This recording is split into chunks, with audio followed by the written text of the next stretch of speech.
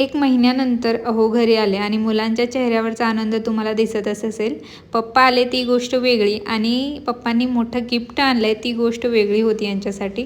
खूप दिवसांनी जेव्हाही आम्ही रंकाळ्यावर जायचो तर यांचं मुलांचं तेच असायचं की ही गाडी आम्हाला पण पाहिजे पप्पा. तर यांनी फायनली ती गाडी आणली आणि घरात कोणतीही छोटी मोठी वस्तू आणली की आपण पूजा करतोच. आणि हे मुलांसाठी मोठ्या थारपेक्षा कमी नव्हती ही गाडी, कारण खूप एक्सायटेड होते दोघंही तिघंही. तर पूजा करून घेतो आहे. तर आमच्याकडे हे तिला शिकवत होतात. ही माझ्या मैत्रिणीची मुलगी आहे, मग खरं तर माझीच म्हणावी, कारण हे ना तिघं सोबतच असतात आणि जास्त करून माझ्याकडेच असतात.